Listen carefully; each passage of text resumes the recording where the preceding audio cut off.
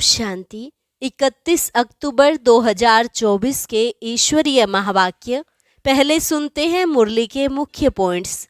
बाबा ने कहा, ऊंच ते ऊंच भगवान के बच्चे, तुम भी ऊंच से ऊंच ठहरे। तुम्हारे अंदर यह शुद्ध अहंकार रहना चाहिए कि कोई भी विकार की बात हमारे आगे आ नहीं सकती। तुम्हारी बातचीत और चलन बड़ी रॉयल होनी चाहिए। ये विचार चलना चाहिए, पढ़ाने वाला कौन और बनते क्या हैं। इस स्मृति में रहने से बहुत मजा आएगा। तुम बच्चे अभी विश्व में सुख शांति स्थापन करने के निमित्त बने हो, तो सर्विस पर एकदम उड़ना चाहिए। फिर बाबा ने कहा, सबको मेरा परिचय देते रहो। सर्विस से ही शोभा पाएंगे और बाप की दिल पर चढ़ेंगे। इन लक्ष्मी नारायण जैसा बनना है तो बहुत सर्विस करनी होगी। ईश्वरीय सर्विस करने से तुमको बहुत बड़ी लॉटरी मिलती है, तो बंधन मुक्त बन सर्विस के लिए खड़ा हो जाना चाहिए। सबको फलक से समझाओ, परंतु कई बच्चे इस लॉटरी को समझते नहीं। चलन ऐसी चलते हैं जो समझा जाता यह जरूर दास दासी बनेंगे। लास्ट में बाबा ने कहा, सर्विस नहीं करते तो समझा जाता है जरूर अंदर में कोई कमी है। माया के भूतों ने नाक से पकड़ा हुआ है। बाप जो रोज समझाते हैं वह अच्छी रीति धारण करना चाहिए। सारा दिन उगाड़ते रहना चाहिए। भले माया सताएगी, कर्म भोग की बीमारी भी उथल खाएगी, परंतु कभी भी मूंझना नहीं है। और अब सुनते हैं महावाक्यों को विस्तार से। मुरली का सार। मीठे बच्चे, ऑर्डर करो कि हे भूतों, तुम हमारे पास आ नहीं सकते। तुम उनको डराओ तो वह भाग जाएंगे। प्रश्न, ईश्वरीय नशे में रहने वाले बच्चों के जीवन की शोभा क्या है? उत्तर, सर्विस ही उनके जीवन की शोभा है। जब नशा है कि हमें ईश्वरीय लॉटरी मिली है, तो सर्विस का शौक होना चाहिए, परंतु तीर तब लगेगा जब अंदर कोई भी भूत नहीं होगा। दूसरा प्रश्न, शिव बाबा का बच्चा कहलाने के हकदार कौन है? उत्तर, जिन्हें निश्चय है कि भगवान हमारा बाप है। हम ऐसे ऊंचे ते ऊंचे बाप के बच्चे हैं। ऐसे नशे में रहने वाले लायक बच्चे ही शिव बाबा का बच्चा कहलाने के हकदार हैं। अगर कैरेक्टर ठीक नहीं, चलन रॉयल्टी की नहीं, तो वह शिव बाबा का बच्चा नहीं कहला सकते। ओम शांति। शिव बाबा याद है, स्वर्ग की बादशाही याद है। यहाँ जब बैठते हो तो दिमाग में आना चाहिए, हम बेहद के बाप के बच्चे हैं और नित्य बाप को याद करते हैं। याद करने बिगर हम वर्षा ले नहीं सकते। काहे का वर्षा? पवित्रता का। तो उसके लिए ऐसा पुरुषार्थ करना चाहिए। कभी भी कोई विकार की बात हमारे आगे आ नहीं सकती। सिर्फ विकार की भी बात नहीं, एक भूत नहीं, परंतु कोई भी भूत आ नहीं सकता। ऐसा शुद्ध अहंकार रहना चाहिए। बहुत ऊंच ते ऊंच भगवान के हम बच्चे भी ऊंच ते ऊंच ठहरे ना। बातचीत चलन कैसी रॉयल होनी चाहिए। बाप चलन से समझते हैं, यह तो बिल्कुल ही वर्थ नॉट ए पेनी है। मेरा बच्चा कहलाने का भी हकदार नहीं। लौकिक बाप को भी न लायक बच्चे को देख अंदर में ऐसे होता है। यह भी बाप है। बच्चे जानते हैं बाप हमको शिक्षा दे रहे हैं, परंतु कोई कोई ऐसे हैं जो बिल्कुल समझते नहीं। बेहद का बाप हमको समझा रहे हैं, वह निश्चय नहीं, नशा नहीं। तुम बच्चों का दिमाग कितना ऊंच होना चाहिए। हम कितने ऊंच बाप के बच्चे हैं। बाप कितना समझाते हैं। अंदर में सोचो, हम कितने ऊंच ते ऊंच बाप के बच्चे हैं। हमारा कैरेक्टर कितना ऊंच होना चाहिए। जो इन देवी देवताओं की महिमा है वह हमारी होनी चाहिए। प्रजा की थोड़े ही महिमा है। एक लक्ष्मी नारायण को ही दिखाया है, तो बच्चों को कितनी अच्छी सर्विस करनी चाहिए। इन लक्ष्मी नारायण दोनों ने यह सर्विस की है ना। दिमाग कितना ऊंचा चाहिए। कई बच्चों में तो कोई फर्क ही नहीं, माया से हार खा लेते हैं तो और ही जास्ती बिगड़ जाते हैं। नहीं तो अंदर में कितना नशा रहना चाहिए। हम बेहद के बाप के बच्चे हैं।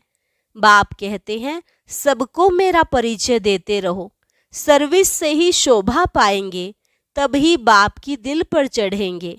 बच्चा वह जो बाप की दिल पर चढ़ा हुआ हो।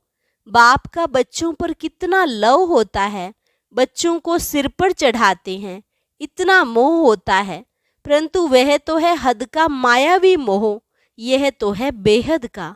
ऐसा कोई बाप होगा जो बच्चों को देख खुश ना हो। माँ बाप को तो अथाह खुशी होती है।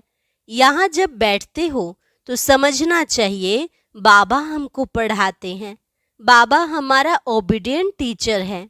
बेहद के बाप ने जरूर कोई सर्विस की होगी, तब तो गायन है ना। कितनी वंडरफुल बात है, कितनी उनकी महिमा की जाती है। यहाँ बैठे हो तो बुद्धि में नशा रहना चाहिए। सन्यासी तो है ही निवृत्ति मार्ग वाले, उन्हों का धर्म ही अलग है। यह भी अब बाप समझाते हैं। तुम थोड़े ही जानते थे सन्यास मार्ग को। तुम तो गृहस्थ आश्रम में रहते, भक्ति आदि करते थे, तुमको फिर ज्ञान मिलता है। उनको तो ज्ञान मिलने का है नहीं। तुम कितना ऊंच पढ़ते हो और बैठे कितने साधारण हो नीचे। दिलवाड़ा मंदिर में भी तुम नीचे तपस्या में बैठे हो, ऊपर में वैकुंठ खड़ा है। ऊपर वैकुंठ को देख मनुष्य समझते हैं स्वर्ग ऊपर ही होता है। तो तुम बच्चों के अंदर में यह सब बातें आनी चाहिए कि यह स्कूल है, हम पढ़ रहे हैं। कहाँ चक्र लगाने जाते हो तो भी बुद्धि में यह ख्यालात चले तो बहुत मजा आएगा। बेहद के बाप को तो दुनिया में कोई नहीं जानते। बाप के बच्चे बनकर और बाप की बायोग्राफी को ना जाने, ऐसा भुट्टू कभी देखा? ना जानने के कारण कह देते वह सर्वव्यापी है। भगवान को ही कह देते आप ही पूज्य, आप ही पुजारी। तुम बच्चों को अंदर में कितनी खुशी होनी चाहिए कि हम कितने ऊंच पूज्य थे, फिर हम ही पुजारी बने हैं। जो शिव बाबा तुमको इतना ऊंच बनाते हैं, फिर ड्रामानुसार तुम ही उनकी पूजा शुरू करते हो। इन बातों को दुनिया थोड़े ही जानती है कि भक्ति कब शुरू होती है। बाप तुम बच्चों को रोज रोज समझाते रहते हैं। यहाँ बैठे हो तो अंदर में खुशी होनी चाहिए ना। हमको कौन पढ़ाते हैं? भगवान आकर पढ़ाते हैं। यह तो कभी सुना भी नहीं होगा। वह तो समझते हैं गीता का भगवान श्री कृष्ण है, तो श्री कृष्ण ही पढ़ाता होगा। अच्छा, श्री कृष्ण भी समझो तो भी कितनी उच्च अवस्था होनी चाहिए। एक किताब भी है मनुष्य मत और ईश्वरीय मत का। देवताओं को तो मत लेने की दरकार ही नहीं है। मनुष्य चाहते हैं ईश्वर की मत। देवताओं को तो मत अगले जन्म में मिली थी, जिससे ऊंच पद पाया। अभी तुम बच्चों को श्रीमत मिल रही है श्रेष्ठ बनने के लिए। ईश्वरीय मत और मनुष्य मत में कितना फर्क है। मनुष्य मत क्या कहती है, ईश्वरीय मत क्या कहती है, तो जरूर ईश्वरीय मत पर चलना पड़े। कोई से मिलने जाते हैं तो कुछ भी ले नहीं जाते, याद नहीं रहता किसको क्या सौगात देनी चाहिए। यह मनुष्य मत और ईश्वरीय मत का कॉन्ट्रास्ट बहुत जरूरी है। तुम मनुष्य थे तो आसुरी मत थी और अभी ईश्वरीय मत मिलती है। उनमें कितना फर्क है। यह शास्त्र आदि सब मनुष्यों के ही बनाए हुए हैं। बाप कोई शास्त्र पढ़कर आते हैं क्या? बाप कहते हैं मैं कोई बाप का बच्चा हूँ क्या? मैं कोई गुरु का शिष्य हूँ क्या जिससे सीखा हूँ? तो यह भी सब बातें समझानी चाहिए। भले यह जानते हैं कि बंदर बुद्धि हैं, परंतु मंदिर लायक बनने वाले भी हैं ना। ऐसे बहुत मनुष्य मत पर चलते हैं, फिर तुम सुनाते हो कि हम ईश्वरीय मत पर क्या बनते हैं। वह हमको पढ़ाते हैं। भगवानुवाच हम उनसे पढ़ने जाते हैं। हम रोज 1 घंटा पौना घंटा जाते हैं। क्लास में जास्ती टाइम भी लेना नहीं चाहिए। याद की यात्रा तो चलते फिरते हो सकती है। ज्ञान और योग दोनों ही बहुत सहज हैं। अल्फ का है ही एक अक्षर। भक्ति मार्ग के तो ढेर शास्त्र हैं, इकट्ठा करो तो सारा घर शास्त्रों से भर जाए। कितना इन पर खर्चा हुआ होगा। अब बाप तो बहुत सहज बताते हैं, सिर्फ बाप को याद करो। तो बाप का वर्षा है ही स्वर्ग की बादशाही। तुम विश्व के मालिक थे ना, भारत हेवन था ना, क्या तुम भूल गए हो? यह भी ड्रामा की भावी कहा जाता है। अब बाप आया हुआ है, हर 5000 वर्ष बाद आते हैं पढ़ाने। बेहद के बाप का वर्षा जरूर स्वर्ग नई दुनिया का होगा ना। यह तो बिल्कुल सिंपल बात है। लाखों वर्ष कह देने से बुद्धि को जैसे ताला लग गया है, ताला खुलता ही नहीं। ऐसा ताला लगा हुआ है जो इतनी सहज बात भी समझते नहीं है। बाप समझाते हैं एक ही बात बस है, जास्ती कुछ भी पढ़ाना नहीं चाहिए। यहाँ तुम एक सेकंड में किसको भी स्वर्गवासी बना सकते हो, परंतु यह स्कूल है, इसलिए तुम्हारी पढ़ाई चलती रहती है। ज्ञान सागर बाप तुम्हें ज्ञान तो इतना देते हैं जो सागर को शाही बनाओ, सारा जंगल कलम बनाओ तो भी अंत नहीं हो सकता। ज्ञान को धारण करते कितना समय हुआ है, भक्ति को तो आधा कल्प हुआ है। ज्ञान तो तुमको एक ही जन्म में मिलता है। बाप तुमको पढ़ा रहे हैं नई दुनिया के लिए। उस जिस्मानी स्कूल में तो तुम कितना समय पढ़ते हो, 5 वर्ष से लेकर 20-22 वर्ष तक पढ़ते रहते हो। कमाई थोड़ी और खर्चा बहुत करेंगे तो घाटा पड़ जाएगा ना। बाप कितना सॉल्वेंट बनाते हैं, फिर इंसॉल्वेंट बन जाते हैं। अभी भारत का हाल देखो क्या है। फलक से समझाना चाहिए, माताओं को खड़ा होना चाहिए। तुम्हारा ही गायन है वंदे मातरम। धरती को वंदे मातरम नहीं कहा जाता, वंदे मातरम मनुष्य को किया जाता है। बच्चे जो बंधन मुक्त हैं वही यह सर्विस करते हैं। वह भी जैसे कल्प पहले बंधन मुक्त हुए थे वैसे होते रहते हैं। अबलाओं पर कितने अत्याचार होते हैं। जानते हैं हमको बाप मिला है तो समझते हैं बस अब तो बाप की सर्विस करनी है। बंधन है ऐसे कहने वाले रीढ़ बकरियां हैं। गवर्नमेंट कभी कह ना सके कि तुम ईश्वरीय सर्विस ना करो। बात करने की हिम्मत चाहिए ना। जिसमें ज्ञान है वह तो इतने में सहज बंधन मुक्त हो सकते हैं। जज को भी समझा सकते हैं कि हम रूहानी सेवा करना चाहते हैं। रूहानी बाप हमको पढ़ा रहे हैं। क्रिश्चियन लोग भी कहते हैं लिबरेट करो, गाइड बनो। भारतवासियों से फिर भी उन्हों की समझ अच्छी है। तुम बच्चों में जो अच्छे समझदार हैं उनको सर्विस का बहुत शौक रहता है। समझते हैं ईश्वरीय सर्विस से बहुत लॉटरी मिलनी है। कई तो लॉटरी आदि को समझते ही नहीं, वहाँ भी जाकर दास दासियाँ बनेंगे। दिल में समझते हैं अच्छा दासी ही सही, चंडाल ही सही, स्वर्ग में तो होंगे ना। उन्हों की चलन भी ऐसी देखने में आती है। तुम समझते हो बेहद का बाप हमको समझा रहे हैं। यह दादा भी समझाते हैं। बाप इन द्वारा बच्चों को पढ़ा रहे हैं। कई तो इतना भी समझते नहीं। यहाँ से बाहर निकले खलास, यहाँ पर बैठे भी जैसे कुछ समझते नहीं। बुद्धि बाहर भटकती धक्का खाती रहती है। एक भी भूत निकलता नहीं है। पढ़ाने वाला कौन और बनते क्या है? साहूकारों के भी दास दासियां बनेंगे ना। अभी भी साहूकारों के पास कितने नौकर चाकर रहते हैं। सर्विस पर तो एकदम उड़ना चाहिए। तुम बच्चे शांति स्थापन अर्थ निमित्त बने हो। विश्व में सुख शांति स्थापन कर रहे हो। प्रैक्टिकल में तुम जानते हो हम श्रीमत पर स्थापन कर रहे हैं। इसमें अशांति कोई होनी नहीं चाहिए। बाबा ने यहाँ भी बहुत ऐसे अच्छे अच्छे घर देखे हुए हैं।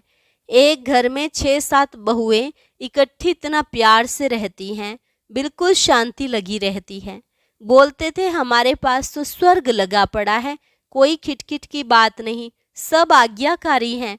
उस समय बाबा को भी सन्यासी ख्यालात आते थे, दुनिया से वैराग्य रहता था। अभी तो है बेहद का वैराग्य, कुछ भी याद न रहे। बाबा तो नाम सब भूल जाते हैं। बच्चे कहते हैं, बाबा आप हमको याद करते हैं? बाबा कहते हैं, हमको तो सब भूलना है, न बिसरो न याद रहो। बेहद का वैराग्य है ना, सबको भूलना है। हम यहाँ के रहने वाले थोड़े ही हैं। बाप आया हुआ है अपना स्वर्ग का वर्षा देने। बेहद का बाप कहते हैं, मुझे याद करो तो तुम विश्व के मालिक बन जाएंगे। यह बैज बहुत अच्छा है समझाने के लिए। कोई मांगे तो बोलो, समझ कर लो। इस बैज को समझने से तुमको विश्व की बादशाही मिल सकती है।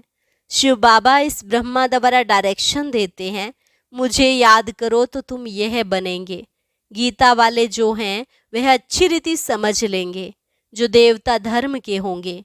कोई कोई प्रश्न पूछते हैं, देवताएं गिरते क्यों हैं? अरे यह चक्र फिरता रहता है, पुनर्जन्म लेते लेते नीचे तो उतरेंगे ना। चक्र तो फिरना ही है। हर एक की दिल में यह आता जरूर है, हम सर्विस क्यों नहीं कर सकते हैं? जरूर मेरे में कोई खामी है, माया के भूतों ने नाक से पकड़ा हुआ है। अब तुम बच्चे समझते हो, हमको अब घर जाना है, फिर नई दुनिया में आकर राज्य करेंगे। तुम मुसाफिर हो ना, दूर देश से यहाँ आकर पार्ट बजाते हो।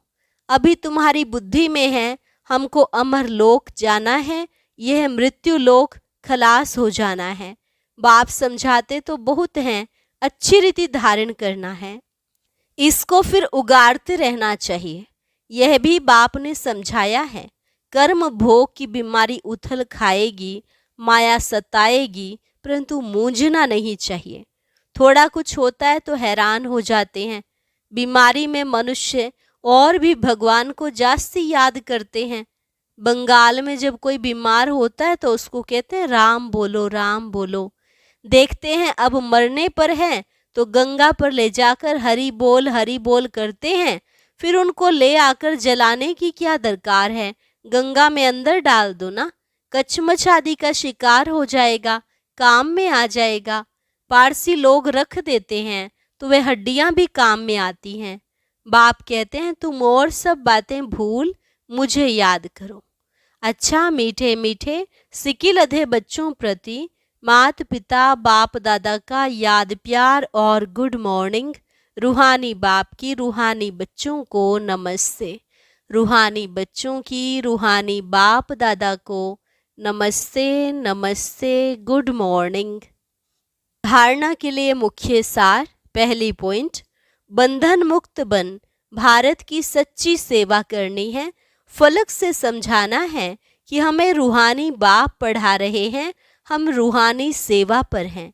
ईश्वरीय सेवा की उछल आती रहे। कर्म भोग की बीमारी और माया के तूफानों में मूंझना व हैरान नहीं होना है। बाप ने जो ज्ञान दिया है उसे उगारते बाप की याद में हर्षित रहना है।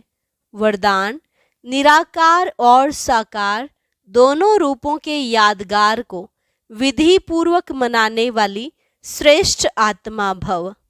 निराकार और साकार दोनों रूपों के यादगार को विधि पूर्वक मनाने वाली श्रेष्ठ आत्मा भव। दीपमाला अविनाशी अनेक जगे हुए दीपकों का यादगार है। आप चमकती हुई आत्माएं दीपक की लौ मिसल दिखाई देती हो, इसलिए चमकती हुई आत्माएं दिव्य ज्योति का यादगार स्थूल दीपक की ज्योति में दिखाया है। तो एक तरफ निराकारी आत्मा के रूप का यादगार है, दूसरी तरफ आपके ही भविष्य साकार दिव्य स्वरूप लक्ष्मी के रूप में यादगार है। यही दीपमाला देव पद प्राप्त करती है। तो आप श्रेष्ठ आत्माएं अपना यादगार स्वयं ही मना रहे हो। स्लोगन, नेगेटिव को पॉजिटिव में चेंज करने के लिए अपनी भावनाओं को शुभ और बेहद की बनाओ। नेगेटिव को पॉजिटिव में चेंज करने के लिए अपनी भावनाओं को शुभ और बेहद की बनाओ। अच्छा, शांति।